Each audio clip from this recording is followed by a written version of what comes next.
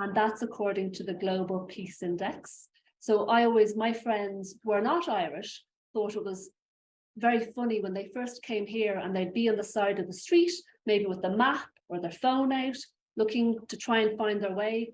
And they said in about 5 seconds, somebody would come and say, "Are you okay? Are you lost? Do you need help?" So it is that very friendly, very friendly country. It's also a very multicultural society. So about 14% of the people that live here are non-Irish nationals. So again, that's because it is such a welcoming country, but also because a lot of the, big global companies have their headquarters here. For example, Google, Facebook, and Airbnb. So it's very diverse, a lot going on, very exciting country as well. And of course, most importantly for all of you today, is Ireland is really recognised for excellence in postgraduate medical training as well. So a little bit about the Royal College of Physicians of Ireland, or RCPI as we call it. So our mission is for a globally connected community of doctors learning together to improve people's health. That's really a beautiful statement, and it really is at the core of what RCPI is. The college itself, steeped in history, was founded in 1654 by Dr. John Stern. And really since then, RCPI, its goal has been to improve both medical education and medical care in Ireland, and also now worldwide. Another interesting point about RCPI is it was the first medical licensing body in Britain and Ireland to allow women to take their exams and then practice as doctors. So Eliza Walker Dunbar passed the RCPI exams in January in 1877, and the first female to do so. So a lovely bit of history there as well. So the Royal College of Physicians was established in 1654 by Royal Charter. And really, I know what you're all interested in today is postgraduate medical training, but I think it's nice to know, what else RCPI does, because, as you continue through your career, you'll always be part of RCPI, and there's other ways that you can connect with and take part in other programs to help you in your career, such as, specialist exams, clinical leadership programs, research, and also RCPI is very involved in policy and advocacy on both a national and international level. So, it's a wonderful body to be part of in your career. So looking at RCPI at a glance, there's a lot to take in there, but we have over 13,000 members worldwide. 100% of our graduates would recommend the program. 95% said it was beneficial to their career development, which is fantastic. We have 18 clinical examination centres in 6 countries, and that includes Saudi Arabia, Oman, and the UAE as well. And we have 6 faculties and institutes. And just to touch on them a bit more, so it's the Institute of Medicine, the Faculty of Pediatrics, the Institute of Obs and Gynae, the Faculty of Pathology, the Faculty of Public Health Medicine, and then Occupational Medicine. So I'm sure there's something there that you're interested in. There are other professional bodies in Ireland if you're interested in, say, surgery, for example. It would be the Royal College of Surgeons that you would go to for your postgraduate training. But these are the areas that RCPI cover. Okay, so a little bit about the programme. So the national programme is 3 years basic training and then 4 to 6 higher specialist training. Now for our international students, the residency training programme is the same as the national one, both 3 years, and they're the same programmes. But for the fellowship programme, it's slightly different. The only difference is the duration. So the duration is 2 to 3 years, depending on your speciality.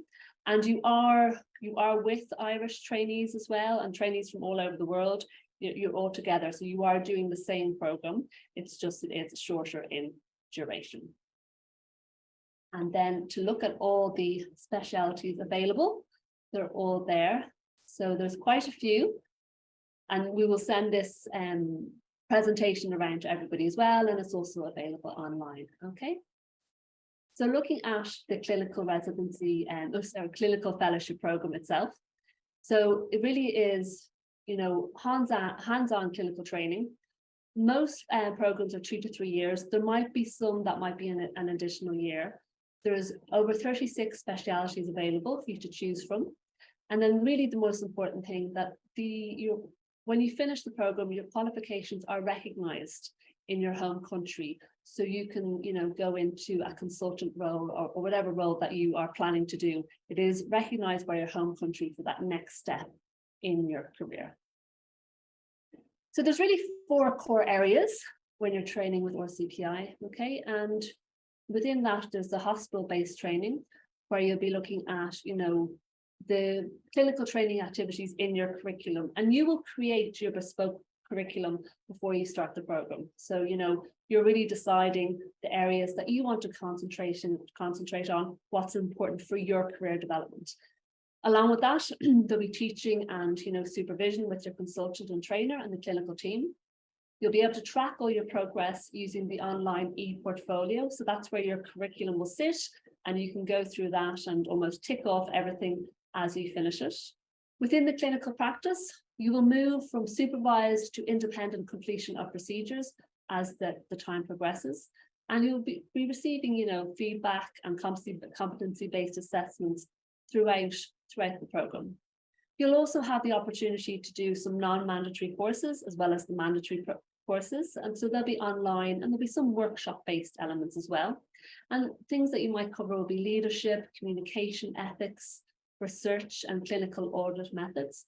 And also really important for your career, you'll have the opportunity to attend both national and international conferences as well. And this is great not just for learning, but this is also where you can connect and make contacts. So when you return to your home country, you have these connections throughout your career as well. And then at the end of each year, you'll have the examination and evaluation progress as well. And that will just be looking at your progress against your curricula and how you're doing, and if anything else needs to be worked on. So within Ireland, there's kind of within this program, there are 4 counties where you could be based. So Dublin, we have 4 hospitals there, Galway, 1 hospital, Limerick, and then Cork as well. So normally you'll rotate twice, so you'll be in 2 different hospitals during your fellowship. Occasionally it could be 3, but this depends on your specialty as well. But because Ireland is such a small country, none of these places are too far away. So for example, Dublin to Galway is about a 2.5 hour drive, and that's from one end of the country to the other. So puts it into perspective, nothing's really too far. So we can understand that, moving to a new country, a new culture, a new healthcare system is, very exciting, but also can be daunting. It's a big step, especially if you're planning to move with your family as well. So we really have a lot of support in place. And my colleague Denise from Castel Education will talk about this in a bit more detail in a moment. But just to let you know, we support our trainees with their English language tutoring, relocation as well. Within RCPI, every single trainee has a dedicated program coordinator. And that really means somebody with you with every step of the journey to make sure that you understand what's going on, that you have the support that you need to make this big move to Ireland as well.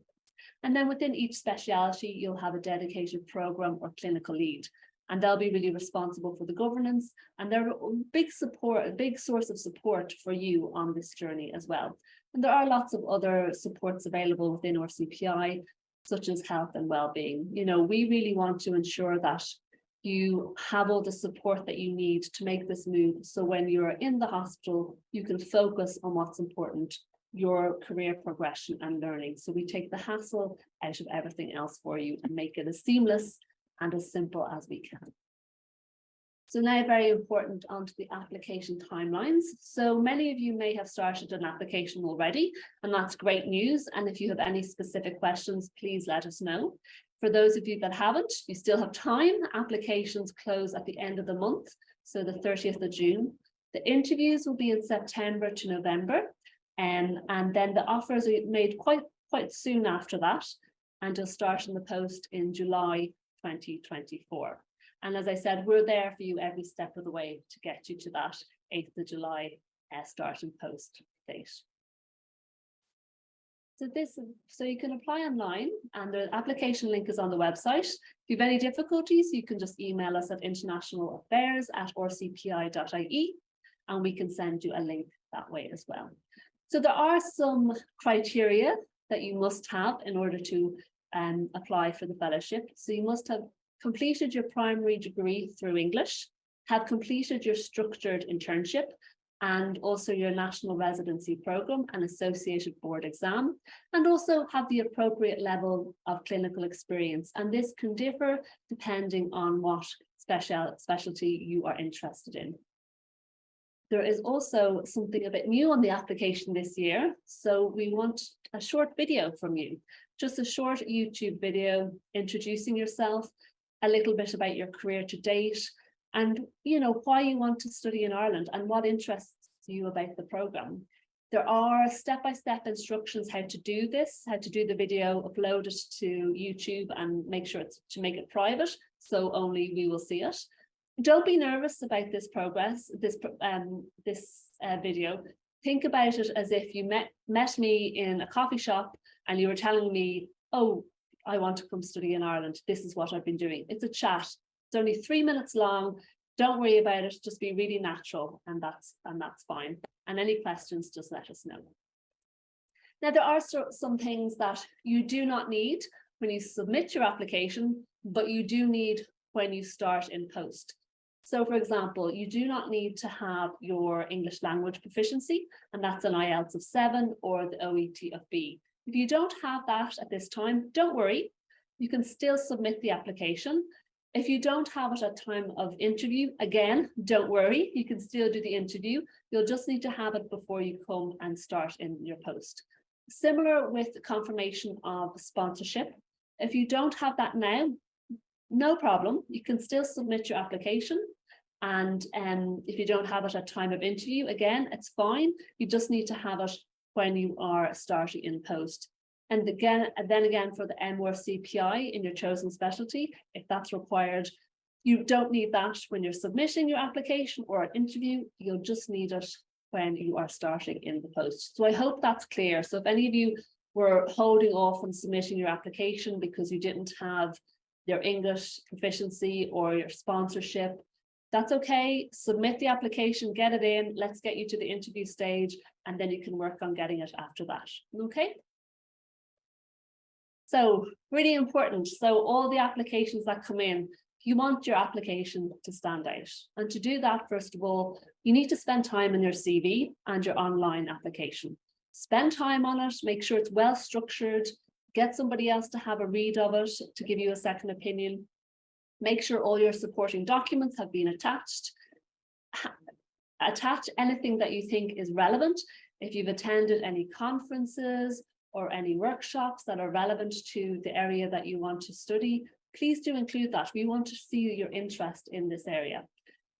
So demonstrate your interest in the chosen area and any experience you have as well. If you have any experience in research or audit or quality improvement, make sure you include that. And if you have the RCPI or equivalent exams, again, make sure you do include that. As we said earlier, if you don't have the RCPI or the experience that you think you may need, just really spend a lot of time in your CV and make it very clear why you want to progress in this area or be a trainee in this specialty. So we are always here to chat to you, especially myself and Diana. You can email us at any stage. And today you'll have the opportunity to speak to some doctors who are currently on the programme and some doctors who graduated from the programme a few years ago. But you can also chat online with some of the current doctors. So you can scan the QR code there. You can also find this on our website, and you can speak to any of the current trainees to hear more about their experience or what the positives have been, or if they've had any difficulties as well. And we are also always here, so you can contact us at internationalaffairs@rcpi.ie if you have any questions at any stage. So that's a whirlwind tour of everything. I hope it was helpful to people. Well, I'm going to stop sharing my screen now and hand you over to my colleague Denise Healy, who is from Castel Education, who's really going to talk more about the support that's offered to you before you arrive and when you get here. So over to Denise. Thank you very much, Cliona. Welcome to today's webinar. I am going to be speaking to you for the next few minutes about the relocation services we provide to incoming doctors. So we've been supporting doctors coming to Ireland for more than a decade now, and we're a very experienced team to ensure doctors have a very smooth transition in terms of English language provision, relocation services, and in-country support when you get here. I'm joined today by my colleague, Hannah Flynn, who will talk more about the relocation services that we provide. So the English language requirement is a very important stage in the application process for the Medical Council and HSE. I will speak a little bit about the English language tuition that Castel provides to doctors and what a typical English language journey might look like, from referral from RCPI to your exit when you complete an OET or an IELTS exam. And my colleague Hannah will speak about all of the pre-arrival supports and in-country supports that we provide to make your transition as smooth as possible. So in terms of the English language requirements that are accepted by the Medical Council and the HSE, there are two English language exams, academic IELTS, which is the English language test, and that exam has to be dated within 2 years, and a candidate is required to have an overall 7 with a minimum of 6.5 in each skill in listening, reading, writing, and speaking. The other exam that is accepted is the OET, which is the Occupational English Test. And again, this exam has to be dated within the last 2 years, and a doctor is required to have a minimum B in each skill. Those two exams are very different, but equally challenging. So we have an English department within Castel where we can advise doctors on the type of exam that is most suitable to them. The mode of exam that is accepted. So when a doctor goes to apply for either an IELTS or an OET, they have various options. So it's important to know that the paper-based in-centre exam is accepted, or a computer-based in-centre exam. So the paper-based exam is the traditional pencil and paper, and it is in either an IELTS or an OET official centre. And the computer-based exam is in-centre also, but the listening, reading and writing are delivered on a computer, and the speaking is face-to-face with an examiner. The mode of exam that is not accepted by the Medical Council or HSE is an online proctored exam at home, or a one-skill repeat exam. On many occasions, we have doctors who are short in just one skill, be it writing. And sometimes they apply for a one-skill resit of listening, reading, writing, or speaking, but unfortunately, they cannot combine or merge their certificates. They have to meet their English language requirement in one sitting in IELTS or OET. So those are the two types of English exams and the mode of exams that are accepted for Medical Council registration. And as I mentioned, in IELTS, it's an overall of 7 with no skill less than 6.5. But a candidate is actually required to achieve 2 6.5s and 2 7s to achieve an overall 7. In the past, we had many doctors who achieved a 6.5 across all the 4 skills, but that gives an overall of 6.5. So it's just to bear that in mind, that it is 2 7s and 2 6.5s that make an overall 7. And the OET score for writing is a B across all of the skills. The grading for OET is numerical, and candidates receive a numerical grade along with a letter, and that there's an equivalent IELTS score. So as I mentioned, Castel can support doctors in making a decision on which exam to choose and which best suits them. The IELTS is based on academic English, and the OET is very much based on medical language and terminology. So to achieve a B in OET, candidates have to achieve between 350 and 440 on the point scale. The listening and the reading component of the exam has 42 questions, and to achieve a B, a candidate has to gain 30 out of 42 in those two receptive skills. So this table is available on the OET official website, but it really gives a breakdown of what linguistic skills are required to achieve a B in OET or a 7 to 7.5 in IELTS equivalent. So the OET exam is available for 12 professions. So doctors obviously would apply for the medical component or stream when they're applying for the OET. The receptive skills of listening and reading are common to all professions, but the writing and speaking component are specific for doctors and nurses. So the receptive skills have commonalities in relation to the medical terminology that a doctor meets in that exam. So a typical English language journey with Castel. So we received the referral from RCPI and we introduced the doctor to the two exams, OET and IELTS. We gather information on the doctor's level, the exam preference, and the availability for tuition. We understand that doctors have very busy schedules and we deliver tuition around the doctor's schedule at a time convenient to them. We assign each doctor to a professional OET or IELTS examiner. Many of the tutors on our team are IELTS examiners or OET interlocutors.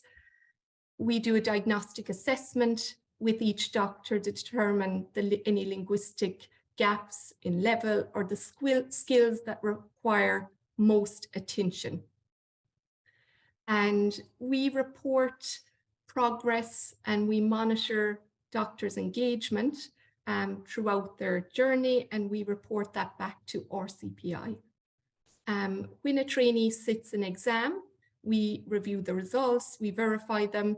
Sometimes they continue tuition with Castel if they don't meet the English language requirement, but if they do, they're referred to the head of postgraduate services for medical council registration and the relocation services. So it's a busy slide, but it's a typical doctor journey. And we have been very successful in assisting doctors to meet their English language requirement that allows them to transition to Ireland.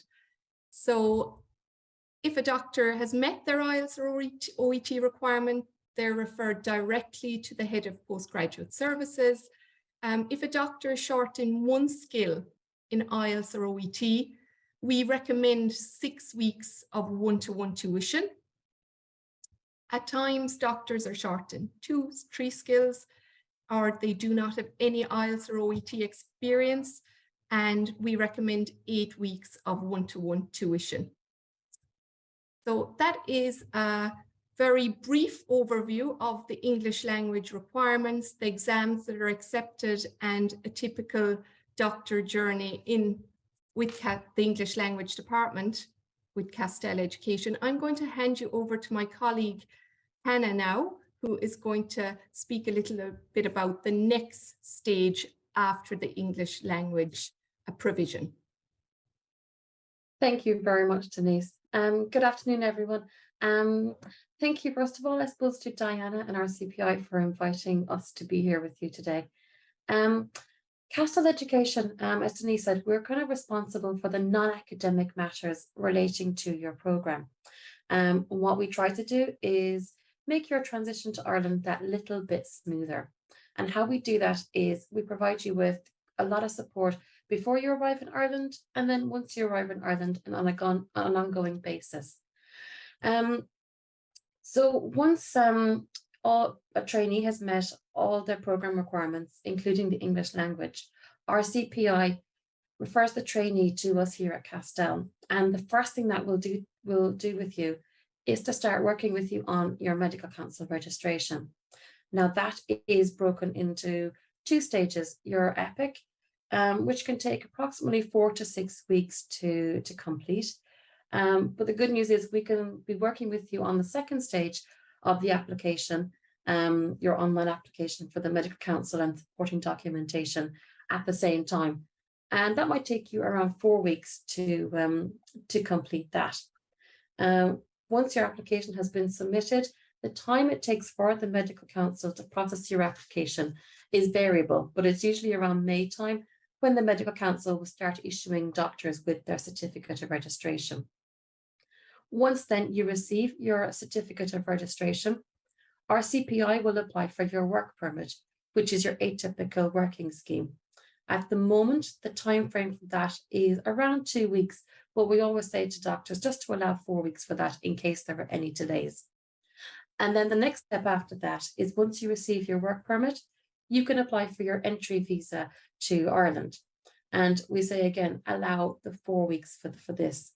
And then as soon as you you receive your visa, you can book your flights immediately to come to Ireland. So as you can see, there are a number of key steps involved before you arrive in Ireland, and each one then is like a building block to the next one. So once you're here in Ireland, Castel then will provide you with ongoing support. So from getting settled in Ireland to assisting you at the end of your first year when you're rotating to a different hospital or different location, just all the way up until your departure. Okay. So in terms of the support that we provide, Denise has gone through the English language tuition side of it. So as I said, the first thing that we'll work with you on is your medical council registration. And for that, we'll provide doctors with detailed and easy to follow step-by-step guidelines on how to complete each stage of the process. So from how to get your credentials verified in EPIC to a step-by-step guideline for completing the online application form for the medical council, to how to get your documents notarized, how and where to send them to the medical council, your good standing certificate. And then we'll also review your application form with you and all the documentation fully before you submit. Then in terms of the immigration services, as I said, once you receive your atypical working scheme letter of approval, Castel then will give you guidelines, so visa advice notes in English and Arabic to help you prepare your online visa application and supporting documentation. Again, we'll review the application form with you just to make sure you're happy with it before you submit. And we can give you templates for some of the supporting documents that you'll require.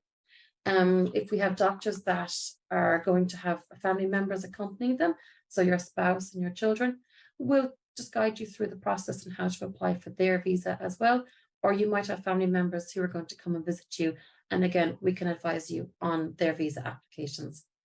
Then once you are here in Ireland, we'll guide you through the process of applying for your Irish residence permit, so your IRP card, which essentially takes over from your visa and gives you the permission to remain here in Ireland.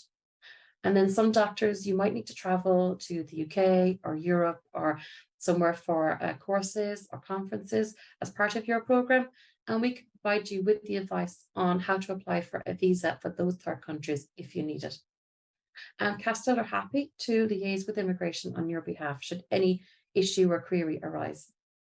Then in terms of your arrival, Castel will arrange a driver to pick up you and your family from the airport and will transfer you to your temporary accommodation. Upon arrival, we will provide you with a personalised welcome pack that will have a lot of information on, say, what you need to prioritise in the days and weeks after your arrival. We'll also arrange a post-arrival welcome video call with you just to talk you through those next steps in person. And during your transition, there will be an out-of-hours support service available to you should something urgent arise. And then accommodation, I suppose it's a really big one for doctors when they're making their plans to come to Ireland. You've probably heard that it is quite challenging at the moment to find accommodation, but just rest assured that Castel will support you every step of the way. We'll start by giving you advice on temporary accommodation options, so hotels and short stay apartments for your initial weeks here in Ireland. And then we'll work with you to establish your accommodation preferences. And then based on your requirements, we can send you permanent accommodation options for your consideration. We're happy to arrange appointments for you to view properties that you're interested in. We can liaise with agents and landlords on behalf. We can help you or even submit applications as well for properties that you are interested in. And then when you do find something that you wish to rent, we'll review your lease for you before you sign, and then provide you with move-in advice and advice on setting up your utilities. And then I suppose we have some doctors then who will be bringing family members with them. So if you have children who need any schooling or childcare requirements, we'll work with you to establish the requirements that you have. And then we'll look into any school or childcare options, send you on options for your consideration, make appointments with them for when you arrive, and just work with you until you find a solution that meets your needs. Settling in advice, once you are settled in your permanent accommodation, we will give you information and advice on things like opening an Irish bank account, getting a mobile phone, setting up your utilities, so things like electricity, gas, could be broadband, TV, helping you obtain your private health insurance, giving you information and advice on driving in Ireland, renting or buying a car, obtaining a PPS number if you need one. Any kind of questions or things that you might have, we'll be there just to answer them for you. And then should you need to register with a local GP, Castel can research and send you GP options close to your accommodation. We can give you advice on public transport options in your local area. And then also in your welcome pack, we provide information on local prayer facilities and ethnic food shops. And not something you really need to worry about now, but then at departure, we'll just help you to just make your arrangements to depart Ireland. So give you advice on moving out of accommodation, how to close your bank account, things like that. So yeah, as we mentioned earlier, we're here for you for the entire duration of your program. So we support you with things like your IRP renewal when that time comes. We'll advise you on the documents and paperwork for that. If you're rotating to new clinical sites or even areas, we'll help you again just to move out of that accommodation, give you advice on moving out, to look for new accommodation and to get settled again in that area. If you have children who again need extra additional school places or preschool or things like that, we'll look into those for you again. As I mentioned earlier, the third country visas, or that if you have family members coming to visit you, we can advise on that. We'll help you with your annual medical council renewal, and as I said, your end of program arrangements. We're there just to do that for you as well. I hope that gives you just a small picture of the support that Castel does provide. Thank you very much. Thank you very much, Clina, Hannah, and Denise, for this very complete presentation about the program and the support provided for all of our candidates and trainees. I understand that we shared a very big number of information. It is very hard to keep all of the information with you, so don't be afraid. This session is being recorded, and by the end of the week, we will share the link of this webinar with you, so you can have time to review all the information that we shared. And as Clina said, myself and her and all the RCPI team will be here in order to support you in any stage with any doubts that you have. You can have access to us via email, and we can communicate with you. So thank you again, ladies. Now we have a number of clinicians here that are clinical leads or the programs in some specialties, and we have some fellows, doctors who passed through the programs years ago, and some doctors who are currently doing their experience. I will ask them just to open their camera now so everybody can see their beautiful faces. These ladies and gentlemen that kindly are here to share some of the experience and excitement about the program with you. So I'd like to raise a question to Dr. Anna Clark. Dr. Anna Clark is the Associate Director of the International Clinical Fellowship Program at RCPI, and she is also the clinical lead for the public health training program. So she has a huge experience, and has been working this program for a long time. Dr. Anna, so I think now maybe people are very curious about the health system in Ireland. So can you give us, to our participants and all the people participating here, a broad overview of how postgraduate medical training is structured in Ireland? What is about? How is the medical system here in our country? Thank you. You are unmute. You are mute, Dr. Anna. Apologies. Welcome to you all. Thanks, Diana. I just see a number of questions on the chat in relation to lots of specialties.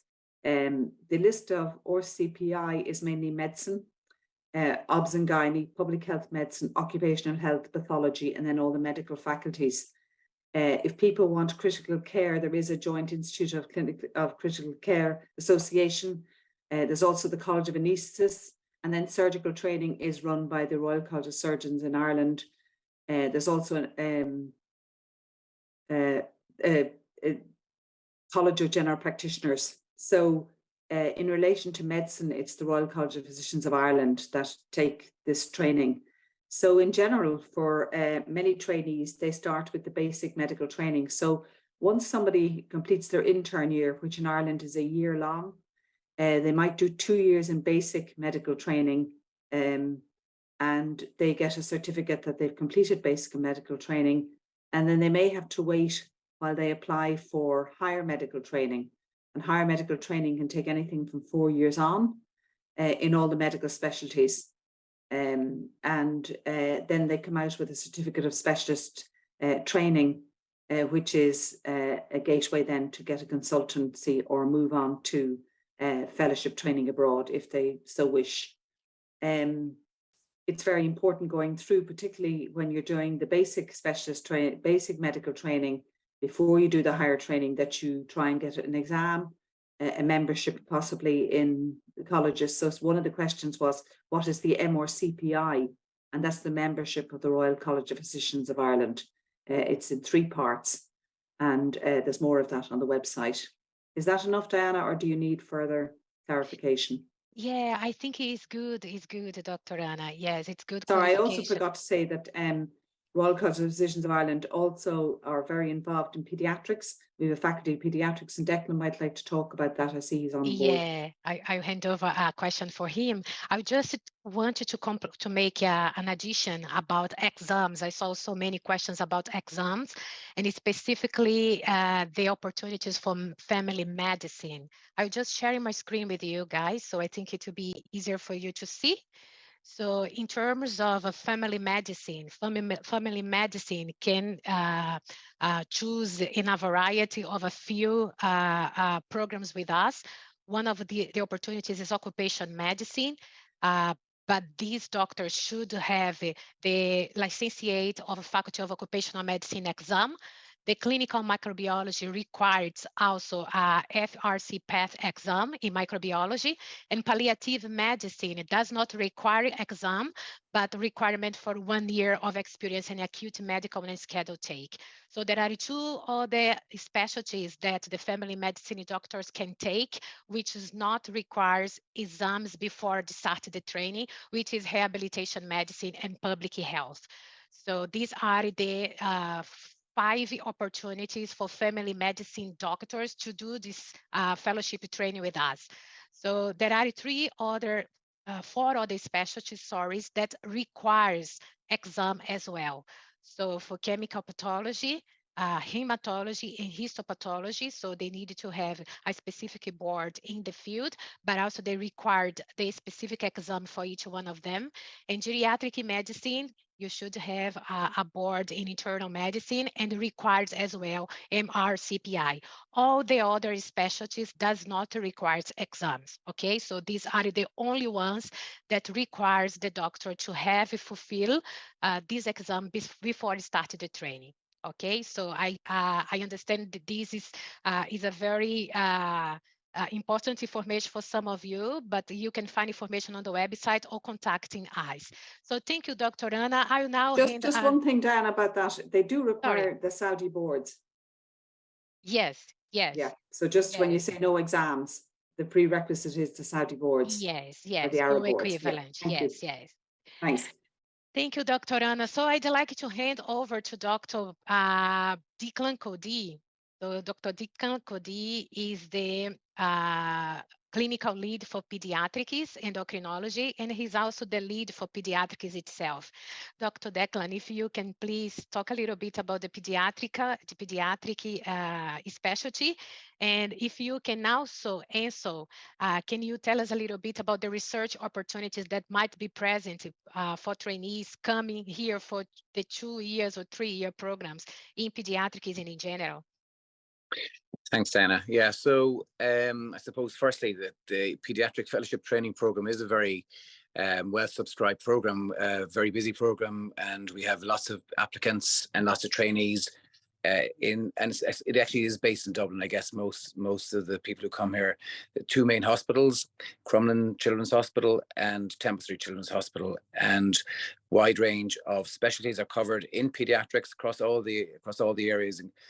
General pediatrics. I saw there was a question on general pediatrics. I think on one of the chat questions, I'm not sure exactly, Diana, how many people are training in, how many fellowship posts in general pediatrics there are, maybe 3 or 4, is there? Yeah, Two 2 to 3, yes. Yeah, but we have people doing endocrinology, it's my specialty.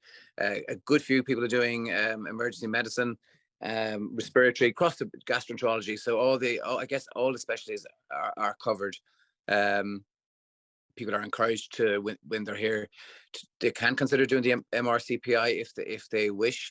It's mostly a 2-year program for people who are looking at doing a very focused training. So, for example, say for example, the cardiology training program there is a 3rd year in some cases if they want to do interventional cardiology, or if there's specific areas within your area of interest that you're looking at doing, there is certainly that potential now. And I think more and more people are taking this up to make this into a 3-year fellowship training program. There's lots of opportunities for clinical research, but to bear in mind, it is a clinical fellowship program. That is what the main focus is on in pediatrics. People are encouraged, of course, to take part in audit and in reasonable research and writing up their research ideas and hopefully getting some stuff published as well. But I suppose that is, again, within the context that this is very much a clinical based, in most cases, unless it's discussed with the team and with the consultants who you'll be going to, who'll be your supervisors. This is very much a clinical based research program. Very much, Dr. Declan. I just want to highlight that pediatrics is a very dynamic faculty. So yeah, last year we launched adolescent medicine and mental health and developmental pediatrics and neurodisability. So 2 new specialties that is getting very, very much in an expectation for some trainees. And this year we have 2 new, which is pediatric rehabilitation medicine and pediatric oncology. So I don't know if Dr. Declan can talk a little bit about these 2, oncology and rehabilitation medicine. Yeah, and I think we're very happy that both of these areas are now available to trainees who want to come in and do specialty training. Rehab is just literally coming onto the market in terms of its availability, and pediatric oncology as well. There's huge opportunities for very high tech training in pediatric oncology and in neuro rehab as well. So we would encourage any fellow who is interested in considering either of these areas on top of the other ones, certainly to consider applying, put in an application, and hopefully they will be interviewed in the upcoming series of interviews in September. Yeah, so definitely we're thrilled to have these 2 extra specialties on board now. Very good, very good. And I will take advantage, you were talking about interview. I saw one question about the interview, if it's in person or in online. So just to let you know that we encourage all the interviews being taking place in person, because we believe it will be a great opportunity for you to meet the clinician, to express yourself, to share your experience and your knowledge. We understand that it's a very competitive program, and this is the opportunity for you to stand out. So some virtual interviews can take in place, but the priority will be given to be taken in person. So interviews it will be taking place in September for a number of specialties in internal medicine, public health, pediatrics, occupational medicine in September in Dubai. In November, we're going to have the interviews for for pathology and ONG in Oman. So all of you will be advised in advance if shortlisted for interview. Thank you, Dr. Declan. So I'd like to pass now just for Dr. Patrick Fitzpatrick. Dr. Patrick, it's a great partner of this program as well. That he has been working in this program for a while. I just want to make a question for you, Dr. Patrick. He is the clinical lead for pediatrics emergency medicine.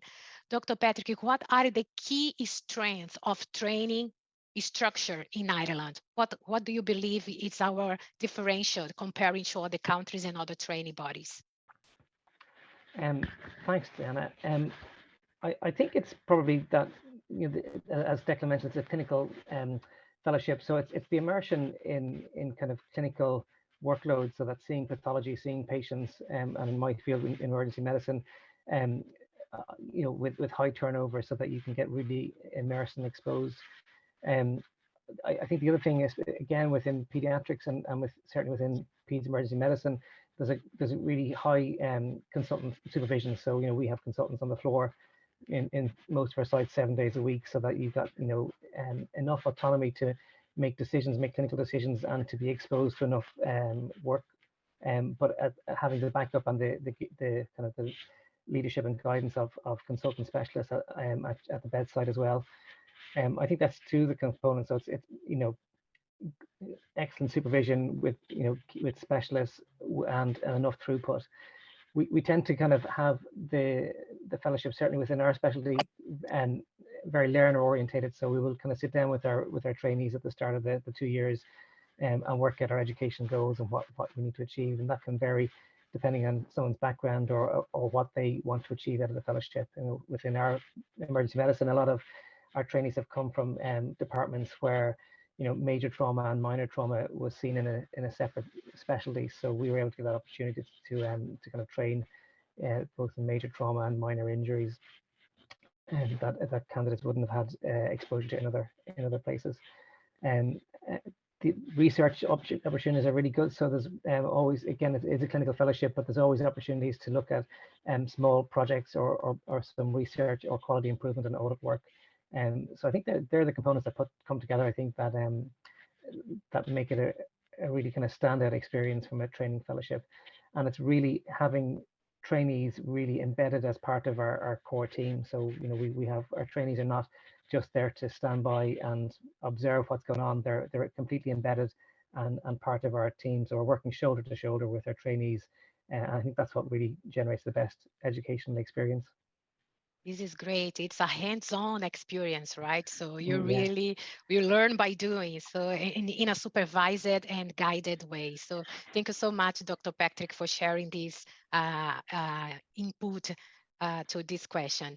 So now I'd like you to go to our trainees and fellows, those who are experiencing or experienced our programs. I'm going to start with Dr. Youssef Omamari. He's fellow in hematology, and he finished his experience with us in 2022. So he finished his training, but he is still member of this big family, and he's now being partner of us in so many ways. So Dr. Youssef, can you please tell us a little bit about your experience of living in Ireland during your training? How was this experience for you? And if you can also add, what outcomes did you bring with you now back in Saudi Arabia? Okay, hi everyone, and thank you, Diana, for that. So actually, I completed my training in rheumatology back in 2020, So I had 2 years of general rheumatology and 1 year in subspecialty anesthesia and vasculitis. So to talk about the experience, actually, I can say the living experience and the training experience. For the living experience, and cannot agree anymore with Hannah and others when they explained about the Castel Education for the transportation. It was very, very fantastic, actually. I think this is very unique for the Irish people on the island, specifically for the RCPI, compared to other training countries, because they take care of everything from the start and before starting until the end, until you arrive, and even after you arrive to Ireland. So that's, they already talked about it. For living, I'm sure there are many questions about how's the living there, how's the people, and how's the culture itself. I'm sure everyone is very, very friendly culture, very friendly people. I feel like it's my second home until now. And most of my friends and my colleagues who already come back from Ireland, they're missing Ireland so much. So there's no anymore about that for the living, for the people themselves. Regarding the training, which is the most important. So I had the general training in the 2 years I'm going to talk about firstly. Definitely, I learned a lot because there's a lot of variety of kind of patients. You will see the common people that you also see them here in the Gulf countries, Southern and everywhere. And you will see also the rare cases, especially that you have an opportunity to have or to participate in the specialized clinics, even if you don't have that, even if you are in the first 2 years of the general rheumatology, you can participate in the specialized clinics like SLA clinic once per week, or a vasculitis clinic, or whatever subspecialty clinics. You might find that in some hospitals and others might not, but the general rheumatology in general, you will find them everywhere in all the hospitals. And specifically, I had an opportunity to have to be trained with the ultrasound. I think this is very unique skills, especially in rheumatology, and I get all what I learned from Ireland, and I'm practicing it here. You'll be unique, definitely. And I'm teaching my colleagues, and alhamdulillah, thanks God that I'm participating in many conferences for this musculoskeletal ultrasound. For the trainers, they're very kind, and they will give their time to you to understand and to know what do you want exactly. What are the missing things? So you have time with your trainer. If after 3 months and then 6 months, he will evaluate you person to person, see what are the defects, what do you want more, if there are any specific things that you are missing, to stress on them. If you don't find it in that specific clinic, you might go to other clinic, or even you can visit other hospitals, maybe in the second year or in the third year. So you have an opportunity to do things that you still miss in that year. The first year will be almost general. The second year, you can ask for certain things that you're missing. You want to learn more about the connective diseases or more about vasculitis, you will have it. And lastly, I would say also, I had a chance to have my master's degree in Ireland. So you have time to learn your subspecialty or specialty, and also have time to have part-time and to do any master degree. They will be supportive, but the most important that you need to do definitely your training, and to know that the skills that you have to learn, and to complete the 2 years general, and after that you can get the third year if you want.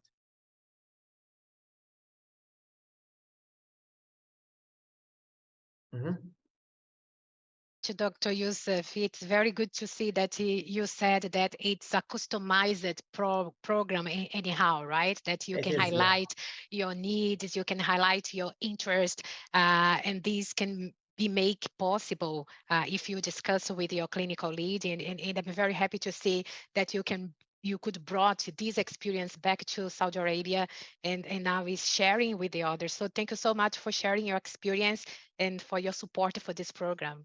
Thank you so much. So now I'd like to invite Dr. Naif.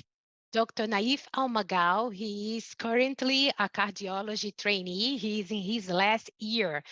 So I'd like to know, Dr. Naif, from you, can you talk a little bit about your clinical experience so far, and what do you think that are the key strengths of your experience until now you are facing your last year in preparing to come back to Saudi Arabia? Thank you, Diana, for giving me the opportunity to participate with you this afternoon. Actually, before starting my training here in Ireland, I had experience in training in Saudi. So I did 1.5 years in general cardiology in the Saudi fellowship. Then I complete my the remaining training here in Ireland.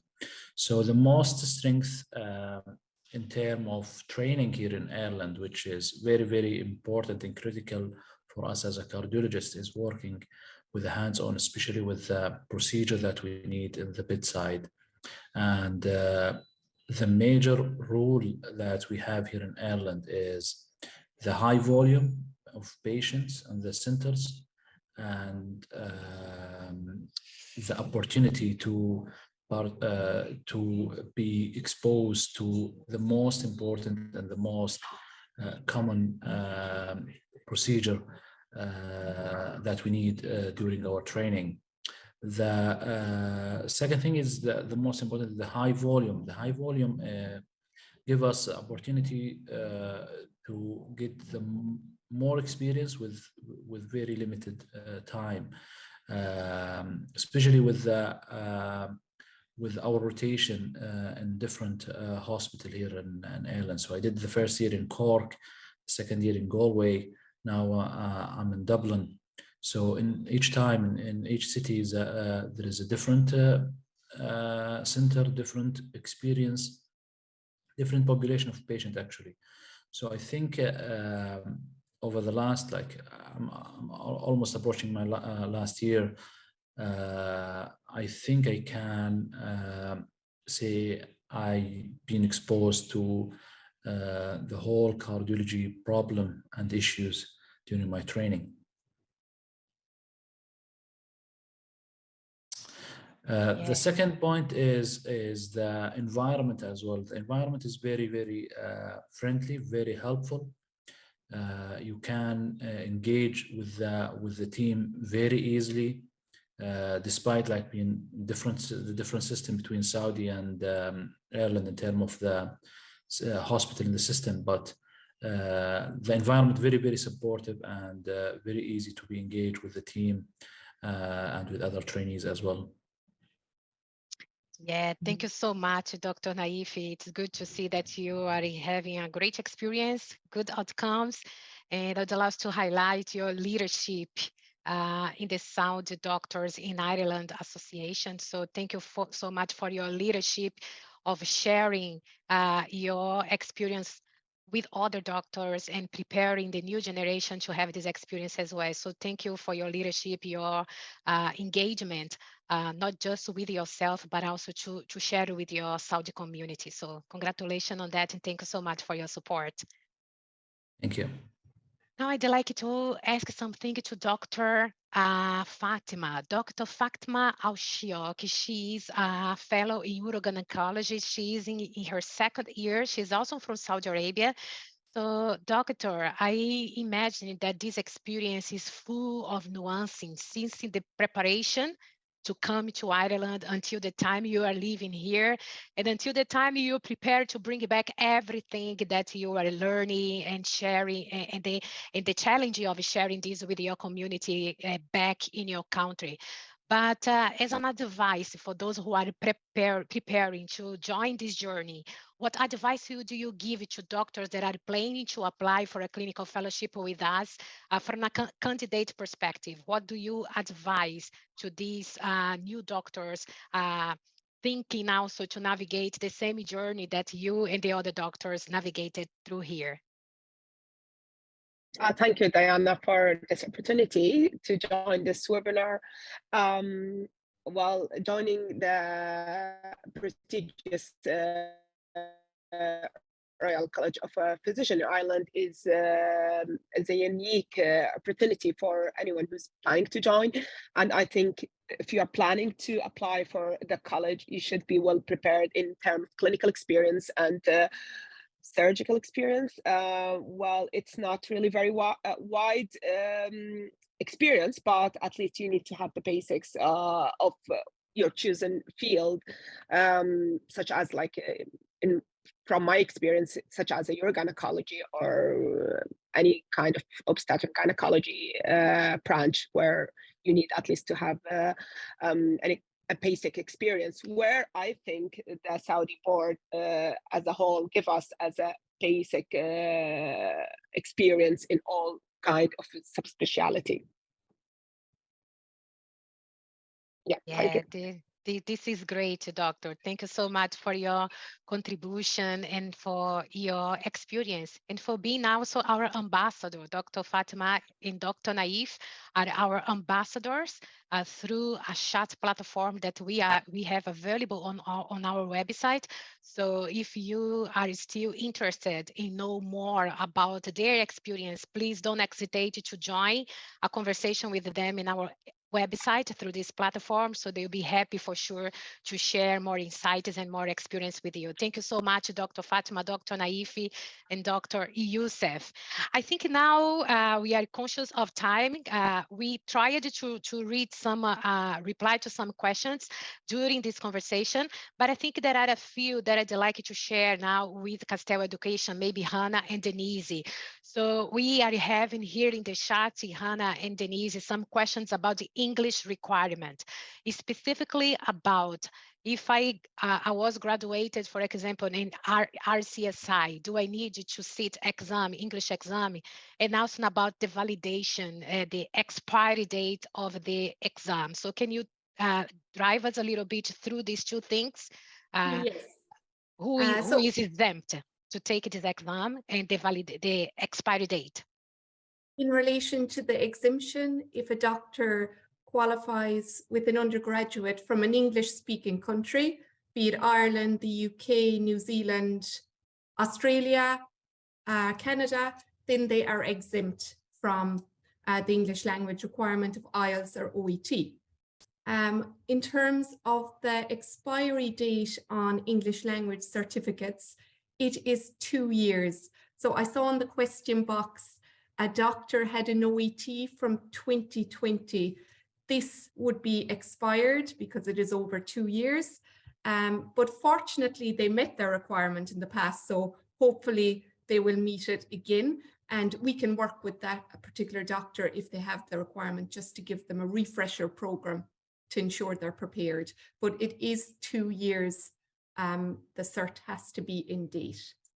Yeah, it's very important to clarify, Denise, that this doctor that mentioned to 2020, he is still fine to apply. Yes, so the doctors who does not have the exam or are by to expire, they can apply as Clina mentioned in her presentation.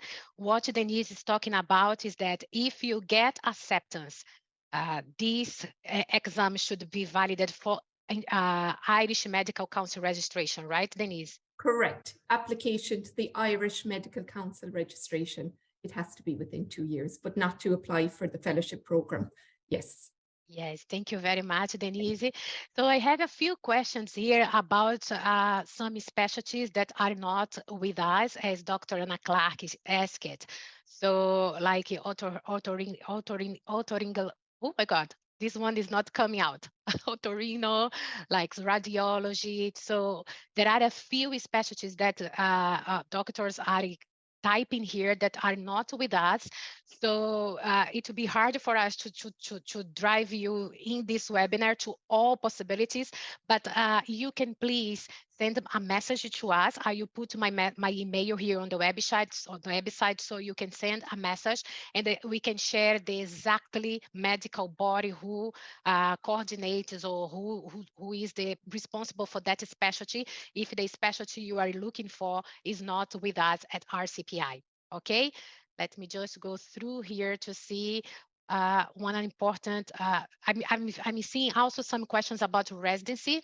So RCPI offers international residence training as well in two main areas, which is internal medicine and pediatric.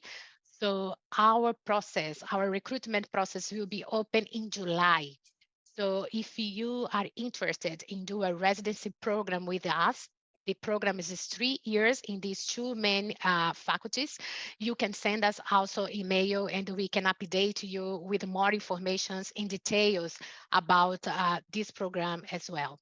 Let me just go through to see if you have any other question that questions about hematology, histopathology. So again, let me just clarify the faculties that we have. So we have 6 faculties, internal medicine, pediatrics, occupational medicine, pathology, obs-gyn, and which one am I missing? Public health medicine. Public health medicine. Thank you, Dr. Anna. Yes, those are the 6 institutes and faculties that we have. And we have around 34 specialties in between these faculties in institutes.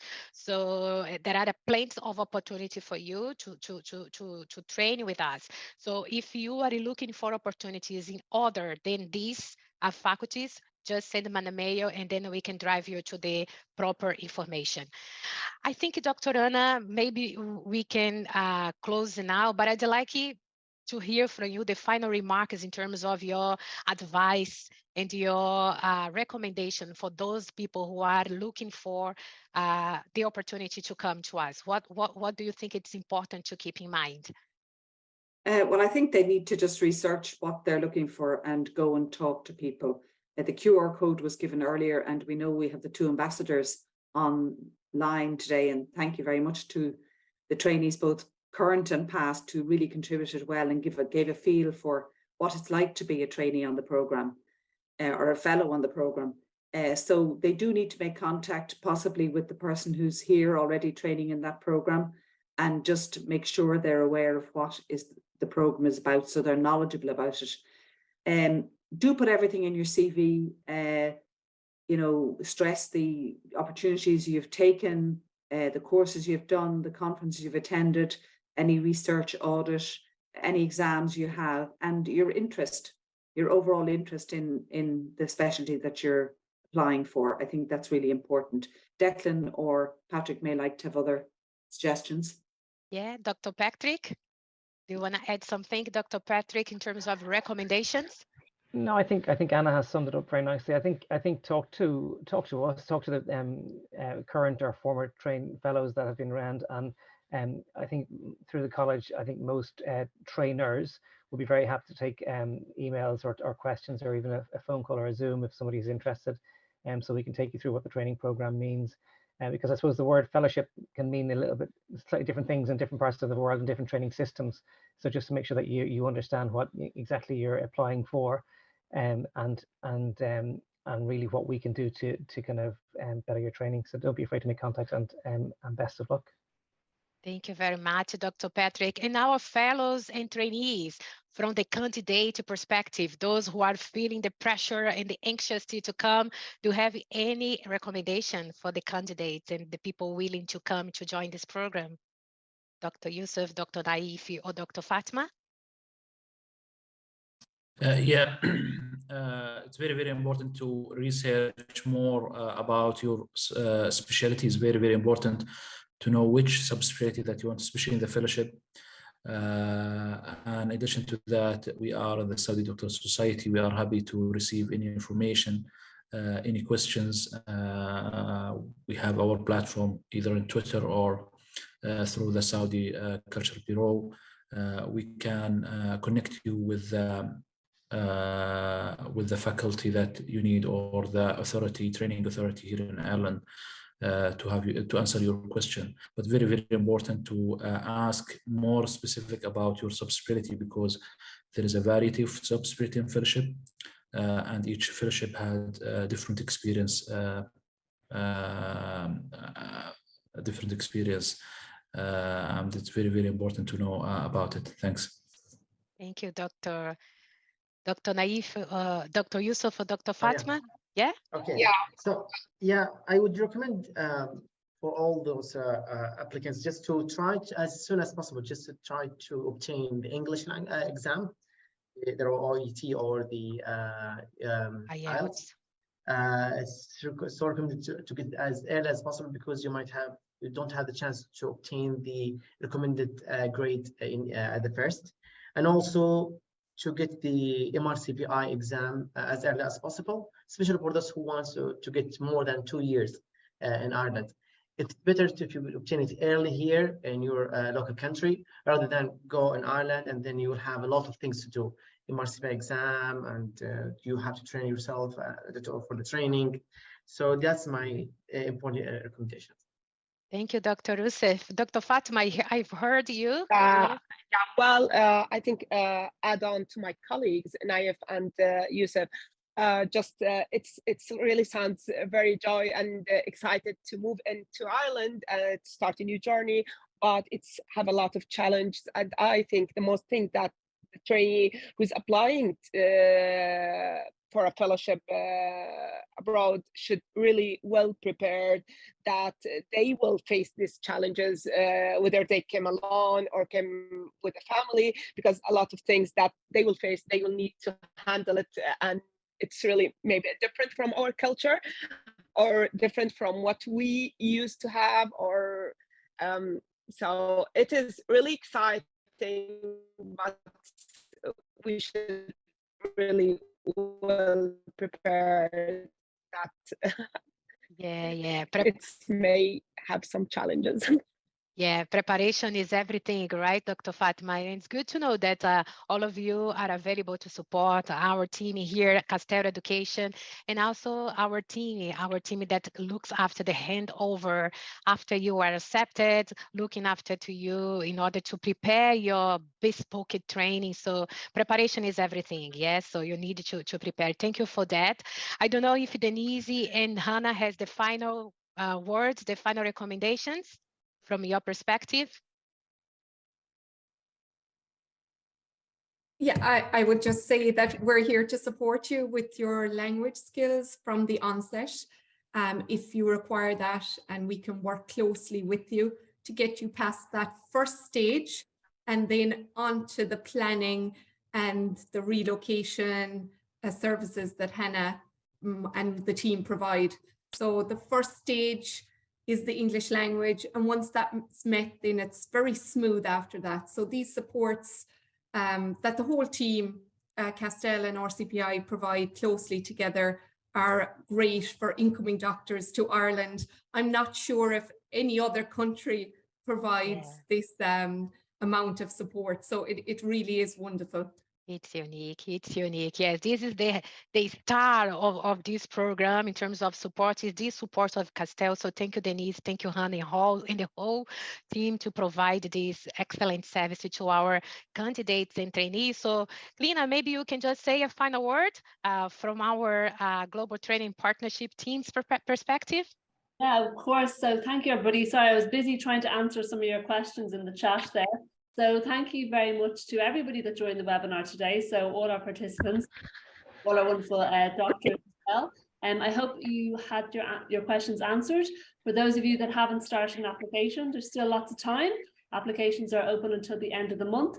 And then if you have any questions during the process, please feel free to contact myself or Diana at any stage. We are here to help you and answer any questions. And hopefully we'll see you at the interview stage. Diana, do you want to let people know where the interviews are going to be? Yes, again, the interviews are going to be in September for general internal medicine, pediatrics, occupational medicine, public health. And the interview, and this will be in Dubai in September, in the end of month. And the interviews for pathology and obs-gynae will be in Oman in the end of October. So just for you to keep in mind, hopefully all of you will be invited for the interview. So prepare your documents and your application. Feel free to contact us in any stage if you have doubts. Lina, do you mind to type my email to them on the chat so they will be able to follow? If it's not possible, I'm not sure, I think it's so, but maybe it's dianasantos@rcpi.ie. So thank you very much to all of you, Dr. Patrick, Dr. Naif, Dr. Fatima, Dr. Hannah, Dr. Hannah, Dr. Youssef, Clina, Denise. Thank you for your time, for sharing your very, very valuable experience with us. Thank you for your commitment and partnership. I hope the candidates contact you, and thank you for offering your time and availability for that. And thank you for all of you, the attendees we are now in this meeting. I hope this session was useful for you. Keep in mind that this session will be shared with you by the end of this week with the presentation as well. And the channel will be open for you to contact us anytime. I wish you all the best in your journey, and I hope to see all of you very soon here with us in Ireland. Thank you and have a lovely evening. Bye-bye. Thank you, Diana, for that. Thank See you. you. Thank you all. Bye. Bye-bye. Thank you very much. Take Bye-bye. care. Bye-bye. Bye-bye.